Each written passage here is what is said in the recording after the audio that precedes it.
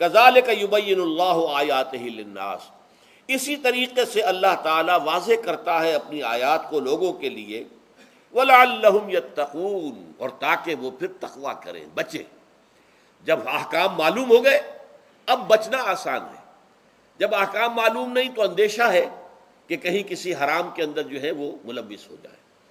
جیسے کہ ایک حدیث میں آتا ہے کہ الحلال بین والحرام بین وبینہما مشتبہات، حلال کیا ہے یہ بھی واضح ہے، حرام کیا ہے یہ بھی واضح ہے، البتہ ان دونوں کے مابین کچھ چیزیں ہوتی ہیں متشابہات، پتہ نہیں حلال ہے کہ حرام ہے، تو تم بچو، ان چیزوں سے بھی بچو، اس لیے کہ اس کے اندر حرام ہونے کا اندیشہ ہے نا، لہذا ان سے بھی بچو۔ جو صریحاً حلال ہے اسی پر اکتفا کرو، جن کے بارے میں تعین نہیں ہو پا رہا ہے کہ وہ حلال ہیں، البتہ یہ بھی ثابت نہیں ہو رہا ہے کہ وہ حرام ہیں، تو ان سے یہ تقویٰ کا تقاضا ہے۔ اگرچہ قانونی اعتبار سے یہ کہا جائے گا کہ وہ مباح ہے، جس شے کی حرمت کا ثبوت ہمیں کتاب اللہ اور سنت رسول سے نہ ملے وہ مباح ہے، لیکن یہ ہے کہ تقویٰ کا تقاضا یہ ہے، قانون کا تقاضا یہ کہ مباح کو آپ اختیار کریں گے تو آپ پر گرفت نہیں ہوگی، اس لیے کہ اس کی حرمت ثابت نہیں ہے، لیکن تقویٰ کا تقاضا یہ ہے کہ آپ صرف اس شے پر اکتفا کریں کہ جس کے حلال ہونے کے لیے ثبوت اور دلیل موجود ہے۔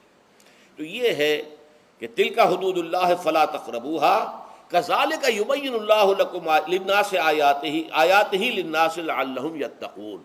یہ احکام ہے تکمیلی روزے کے، جس کے ضمن میں میں نے کچھ احادیث نبویہ کے حوالے سے بھی ان کی مزید وضاحت کر دی۔ اب آئیے تیسری بات، روزے کا اصل حاصل کیا ہے۔ اب پہلی آیت پر ہمیں توجہ دینی ہوگی، یا ایھا الذین آمنوا کتب علیکم الصیام، اہل ایمان تم پر روزہ فرض کیا گیا، لکھ دیا گیا، طے کر دیا گیا، اگرچہ جیسا کہ میں نے عرض کیا یہ ابتدائی حکم ہے اور اس میں وجوب علی تخییر وہ بعد میں آ چکا دوسری آیت میں، کما کتب علی الذین من قبلکم، جیسے کہ یہ فرض کیا گیا تھا ان پر جو تم سے پہلے تھے، یعنی یہود اور نصارہ، ان پر بھی یہ روزہ جو ہے یہ فرض تھا، البتہ احکام مختلف ہو گئے، جیسے جمعے کا دن اور جمعے کو چھوڑ کر یہودیوں نے سبت کا دن اختیار کیا، عیسائیوں نے جو ہے وہ سنڈے کو اختیار کر لیا، لیکن احکام میں فرق ہے، وہاں پورے سبت کے دن، ہفتے کے دن کاروبار دنیاوی مطلقاً حرام، لیکن ہمارے ہاں شریعت کے اندر آسانی پیدا کی گئی کہ صرف جمعے کی اذان سے لے کر نماز ادا ہو جانے تک وہ حرام ہے، لیکن باقی یہ ہے کہ اس سے پہلے بھی اگر کرو اور بعد میں جب فَإِذَا قُضِيَتِ الصَّلَاةُ فَانتَشِرُوا فِي الْأَرْضِ وَابْتَغُوا مِن فَضْلِ اللَّهِ، جب نماز ادا ہو چکے تو جاؤ، منتشر ہو سکتے ہو زمین میں اور اللہ تعالیٰ کے فضل کو تلاش کر سکتے ہو۔ تو اسی طریقے سے اگرچہ حکم روزہ جو ہے وہ تو سابقہ امتوں میں بھی تھا، لیکن یہ اس کے احکام جو ہیں ان کے اندر تغیر و تبدل ہے۔ کتب علیکم الصیام کما کتب علی الذین من قبلکم لعلکم تتقون، تاکہ تمہارے اندر تقوی پیدا ہو جائے۔ اب یہ ہے حکمت صوم کی پہلی آیت۔ تقوی کسے کہتے ہیں؟ بچنا۔ کس چیز سے بچنا؟ اللہ نے جو چیزیں حرام کی ان سے بچنا، اللہ کے احکام کو توڑنے سے بچنا۔ دیکھیے یہ لفظ جو ہے اس کا مادہ ہے وا، قاف اور یا، وقا۔ وقا یقی کے معنی ہے کسی کو بچانا۔ ہم دعا مانگتے وقنا عذاب النار، اے اللہ ہمیں آگ کے عذاب سے بچا لے، لیکن اتقا بنتا ہے باب افتعال، واو تے میں شامل ہو گئی تو اتقا، اور اسی سے تقوی ہے۔ تقوی کے معنی کیا ہے؟ بچنا، خود بچنا۔ وقا یقی دوسرے کو بچانا، بچنا اللہ کے احکام کو توڑنے سے، اللہ کی حرام کردہ چیزوں میں ملوث ہونے سے، اللہ کے غضب سے، غصے سے، اللہ کی ناراضگی سے، اور آخرت میں اللہ کے عذاب سے۔ یہ بچنے کی روش ہے، پوری زندگی میں بھی اس کو جاری رکھو۔ یہ تقوی زندگی میں کیا ہوگا؟ اللہ کے احکام کو توڑنے سے بچنا، اللہ کی حرام کردہ چیزوں میں ملوث ہو جانا، ان کا استعمال کرنا، کھانے پینے سے متعلق ہوں یا وہ شہوت سے متعلق ہو یا کسی اور چیز سے متعلق ہو، اس سے بچنا۔ اور یہ بچنا جو ہے آخرت میں نتیجہ خیز ہوگا، جہنم سے بچاؤ ہو جائے گا، آگ کے عذاب سے نجات مل جائے گی۔ اچھا، اب روزے کا اس سے تعلق کیا ہے یہ سمجھ لیجئے۔ دیکھیے ہمارے گناہوں کا سب سے بڑا سبب ہمارے نفسانی تقاضے ہیں. ہم ایک حیوان بھی ہیں اور حیوان سے برتر بھی کچھ ہے، وہ میں بعد میں عرض کروں گا، لیکن حیوان تو ہے. جیسے ہر حیوان کو کچھ خوراک کی ضرورت ہے، ہمیں بھی ضرورت ہے. ہر حیوان کو بقائے نسل کا معاملہ جنسی ہے، وہ ہمارا بھی ہے. ہر حیوان کو کوئی نہ کوئی سر چھپانے کی جگہ چاہیے، کوئی گھونسلہ ہو، کوئی کھو ہو، کوئی بل ہو، کچھ بھی ہو، کچھ تو چاہیے آخر. اسی طریقے سے ہمارے سارے تقاضے ہیں. حیوانات کو بھی آرام چاہیے، ہمیں بھی آرام چاہیے. یہ حیوانی تقاضے جو ہیں، جن کو ہم کہیں گے اینیمل انسٹنکٹس، ہمارے وجود کے اندر ہیں یہ، اور ان کا تقاضا ہمارے اندر سے ابھرتا ہے. اسی کو اڈ اینڈ لیبیڈو کہا ہے فرائڈ نے. جدید نفسیات کا بابا آدم جو ہے وہ فرائڈ ہے. اس نے اسے اڈ اور لب سے تعبیر کیا ہے. اس سے اوپر سیلف کو لایا ہے، اور اس کے بعد جو ہے وہ سپر ایگو ہے. تو یہ 3 درجے اس نے متعین کیے ہیں، اور میں اس کی دقت نظر، ایکیوٹی آف آبزرویشن کا بہت قائل ہوں. اگرچہ نظریات کا جو نتیجہ اس نے نکالا ہے وہ غلط ہے، لیکن ایکویٹی آف آبزرویشن کا قائل ہوں کہ اس نے انسانی شخصیت کے 3 لیولز کو آئیڈینٹیفائی کیا ہے. یہی 3 لیولز ہمارے ہاں ہیں، نفس، قلب، روح، یہ 3 لیولز ہیں. اس نے کہا اڈ اینڈ لیبیڈو یہ لویسٹ ہے، پھر ایگو سیلف، پھر سپر ایگو. 3 لیول وہ بھی مانتا، اگرچہ ان کی تعبیر اس نے غلط کی ہے، لیکن جہاں تک اڈ اور لیبیڈو کی تعبیر ہے وہ صحیح ہے. وہ حیوانی تقاضے ہیں. اچھا، ان حیوانی تقاضوں کے بارے میں یہ بات بالکل واضح رہنی چاہیے کہ یہ اندھے بہرے ہیں. انہیں صرف اپنی گریٹیفیکیشن، اپنے تسکین سے جو ہے ساری بحث ہے. اس سے کوئی غرض نہیں کہ حلال ذریعے سے ہو، حرام ذریعے سے ہو. پیٹ کھانے کو مانگتا ہے بھوک کے اندر. اب آدمی جو ہے حرام کے اندر بھی بیمار بیٹھتا ہے، یہاں تک کہ خود شریعت اجازت دیتی ہے کہ اگر جان پر بن جائے، آدمی جو ہے وہ فاقے سے مر رہا ہو، تو وہ کوئی حرام چیز کھا کر بھی اپنی جان بچا سکتا ہے، لیکن عام حالات میں نہیں. لیکن ہو سکتا ہے ہمارا چٹخارا جو ہے وہ حرام کی طرف ہمیں لے جائے. کسی کو واقعتاً اللہ نہ کرے کہ سور کے گوشت کا چسکا لگ جائے، وہ اس کے بغیر بچتا ہی نہیں، کھاتا ہے. شراب کی عادت ہو گئی، پیتا ہے. یہ نہیں. تو ہمارا پیٹ مانگتا ہے، اور اسے اس سے غرض نہیں کہ حلال سے کھایا ہے یا حرام سے کھایا ہے. ہماری شہوت اپنی تسکین چاہتی ہے، اسے اس سے غرض نہیں کہ حلال سے یا حرام سے، جائز سے یا ناجائز سے. اسی طریقے سے ہمارے تمام تقاضے جو حیوانی ہیں، ایک تو یہ کہ بہت زوردار ہیں، اور چونکہ وہ اندھے بہرے ہیں، لہذا جو قرآن میں کہا گیا ان النفس لامارۃ بالسوء، یہ نفس تو بدی کا حکم دیتا ہی ہے. یہ گویا کہ اس کے اندر رجحان جو ہے انہیرنٹ ہے کہ وہ بدی کی طرف انسان کو ترغیب دلاتا ہے، چاہے وہ اپنی ضروریات سے متعلق ہو، چاہے چٹخاروں سے متعلق ہو، چاہے جو بھی لذت اسے درکار ہے اس سے متعلق ہو، چاہے وہ جنسی لذت ہے اور چاہے وہ طعام کی، یعنی جسے ہم کہتے ہیں کہ انسان جو ہے وہ اپنے پیٹ اور فرج کا غلام بن کر رہ جائے، اس لیے کہ جو تقاضا بھی آیا ہے اس کو وہ پورا کر رہا ہے. یہ جو کیفیت انسان کی ہے، اس کے لیے ایک مشق جو ہے وہ روزہ فراہم کرتا ہے.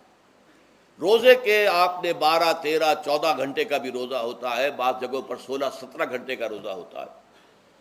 اس عرصے میں آپ اپنے نفس کو حلال چیزوں سے بھی روکے رکھتے ہیں. اس منہ زور گھوڑے کو جو ہے آپ اس کی لگام کس کر رکھتے ہیں کہ حلال بھی نہیں کھانے دے رہے. بھوک لگی ہوئی ہے، کھانا بہترین موجود ہے، نہیں کھا سکتے، اللہ کا حکم نہیں ہے، اللہ کی اجازت نہیں. شدید پیاس ہے، بہترین مشروبات فریج میں رکھی ہوئی ہے، نہیں کھا سکتے، نہیں پی سکتے، جائز نہیں ہے، حالانکہ حلال ہے، حرام نہیں ہے. بیوی موجود ہے، یا جیسے کہ لونڈیوں کا معاملہ ہوتا تھا، لونڈی موجود ہے، لیکن نہیں، آپ اپنی شہوت جو ہے وہ اس سے پوری نہیں کر سکتے. یہ پابندیاں نفس کے اوپر لگانا، یہ ایک مشق ہے، یہ ایک ریاضت ہے. اس ریاضت کا حاصل یہ ہونا چاہیے کہ انسان بقیہ 11 مہینوں میں اپنے آپ کو حرام سے تو بچائے نا. یہاں وہ حلال سے رکا ہوا ہے اللہ کے حکم سے، کہ حلال چیز بھی نہیں کھا رہا، دن بھر نہیں پی رہا، دن بھر نہیں اپنی کوئی شہوت پوری کر رہا، دن بھر حلال ذرائع سے بھی. تو اس سے اس کے اندر یہ ایک، اس کو ہم کہیں گے سیلف کنٹرول پیدا ہو جائے، اپنے نفس کو قابو میں کر لے. یہ گویا کہ اس کا سب سے پہلا، اس روزے کی ریاضت روزے کی مشق کے حوالے سے یہ اس کی حکمت ہوئی کہ اس سے کے ذریعے سے انسان میں سیلف کنٹرول پیدا ہونا، ضبط نفس۔ یہاں پہ تھوڑی سی میں وضاحت کر دوں، رہبانیت کے اندر آپ کو معلوم ہے کہ سیلف اینیہیلیشن، انگریزی الفاظ جو ہیں وہ زیادہ بعض لوگوں کے لیے واضح ہوں گے، نفس کشی، نفس کو کچل دینا، ختم کر دینا، مار دینا، یہ رہبانیت میں ہوتا ہے، اسلام میں نہیں۔ اسلام کا نظام بڑا متوازن ہے۔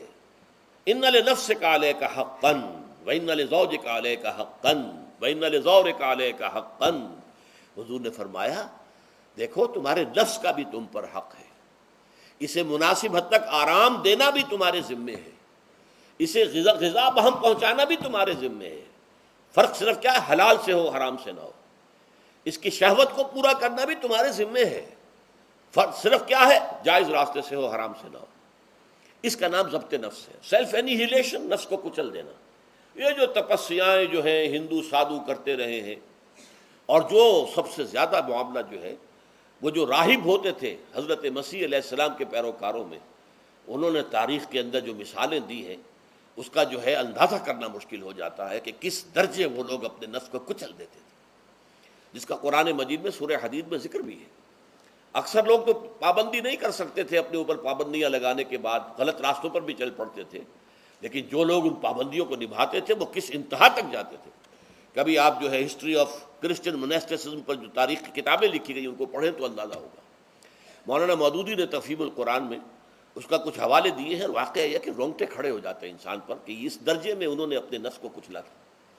ہمارے صوفیہ کے ہاں بھی بعض ایسی روایات صحیح ہیں یا غلط ہے بیان کی جاتی ہیں، لیکن اسلام کا اصل معاملہ کیا ہے، توازن، اعتدال۔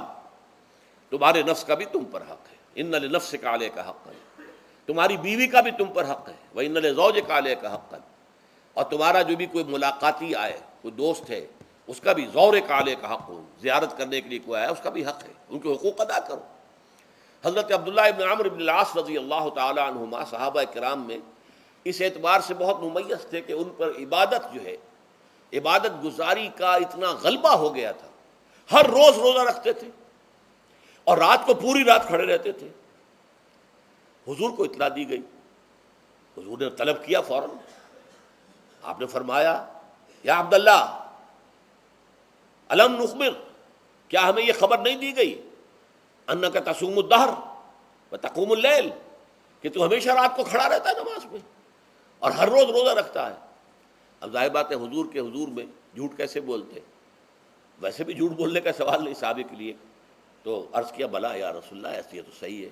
فرمایا لا تفعل، ہرگز ایسا مت کرو، فإن لنفسك عليك حقا وإن لزوجك عليك حقا وإن لزورك عليك حقا، تمہارے نفس کا بھی تم پر حق ہے، روزہ رکھو بھی اور افطار بھی کرو۔ بہترین روزہ جو ہے وہ حضرت داؤد علیہ السلام کا تھا، ایک دن روزہ رکھتے تھے ایک دن افطار کرتے تھے، لیکن یہ ہے کہ آپ ہفتے میں 2 دن روزے حضور کے ہیں، سوموار کو اور جمعرات کو، مہینے میں 3 روزے یہ ہیں، اس میں گویا کہ سنت پر عمل بھی ہو جائے گا، لیکن یہ کہ ہمیشہ روزہ رکھنا، بلکہ یہاں تک کہا گیا ما ساما من سامت دہر، جو ہمیشہ روزہ رکھتا ہے اس نے کوئی روزہ رکھا ہی نہیں۔ کیا مطلب؟ یہ تو اس نے اپنی ہیبٹس بدل لی ہیں، ہیبٹس ہو گئی ہیں یہ کہ سارا دن بھر نہیں کھانا، صبح کھانا شام کو کھانا، بس یہ تو اس نے اپنی ہیبٹ بدل لی ہے، روزہ ہیبٹ بن گیا اس کا۔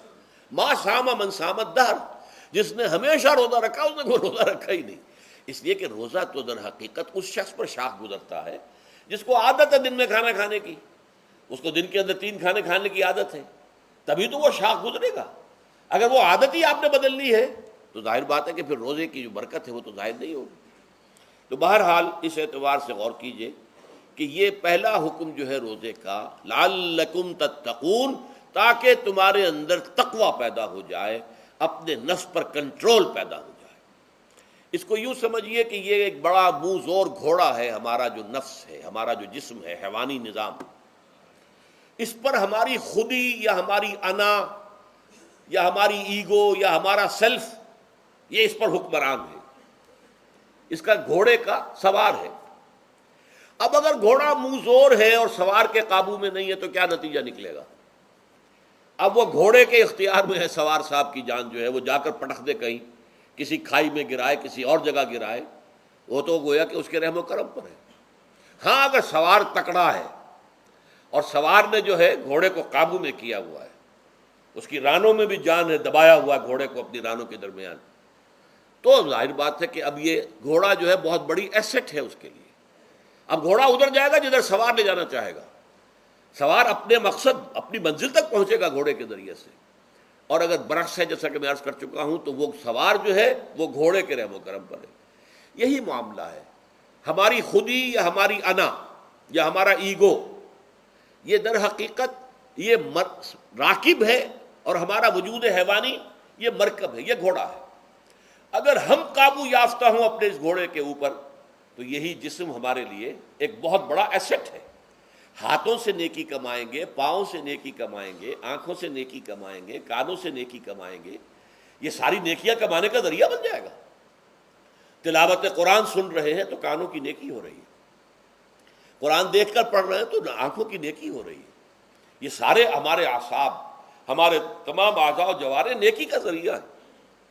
لیکن اگر کہیں یہ ہمارا نفس امارہ، ایڈ اور لیبیڈو ہم پر قابو پا لے تو پھر ہم اس کے رحم و کرم پر ہیں، پھر وہ ہمیں جس کھائی میں چاہے گا گرا دے گا۔ تو اس اعتبار سے روزہ مجرد، ابھی روزے کی بات ہو رہی ہے، وہ روزہ خاص طور پر کہ جس کا حکم پہلے دیا گیا تھا، ایام معدودات، اس کے بارے میں اس کی حکمت، مجرد روزے کی حکمت کیا ہے؟ ضبط نفس۔ اسی ضبط نفس کا دوسرا نام تقویٰ ہے۔ آپ اپنے نفس پر قابو یافتہ ہیں اور پھر اللہ کے سامنے جھک رہے ہیں، یہ ہوئی نا اصل بات۔ آپ اللہ کے سامنے تو جھک رہے ہیں، اے اللہ میں تیری ہی بندگی کرتا ہوں اور کروں گا، نفس پر قابو ہے ہی نہیں، تو آپ کا یہ کہنا مہمل ہو جائے گا، نفس کا تقاضا ابھرے گا اور آپ اس کے آگے ہاتھ جوڑ کر کھڑے ہو جائیں گے، تو گویا کہ جو آپ نے کہا تھا ایاک نعبد و ایاک نستعین، اس کی پیروی کرنا، اس کو پورا کرنا، اس کا تقاضا بجا لانا آسان کام نہیں ہے۔ چبی گویم مسلمانم بلرزم کہ دانم مشکلات لا الہ رہا، جب میں کہتا ہوں کہ میں مسلمان ہوں تو میں مجھ پر کب کب کی طاری ہوتی، اس لیے کہ مجھے معلوم ہے کہ لا الہ کہنے کا مقصد کیا ہے اور مطلب کیا ہے، اس کے تقاضے کیا ہیں۔ تو روزہ مجرد روزے کی غرض و غایت تقویٰ یا ضبط نفس، یعنی سیلف کنٹرول، اور اس سیلف کنٹرول کے ساتھ اپنے پورے وجود کو اللہ کے سامنے جھکا دینا، یہ عبادت ہے۔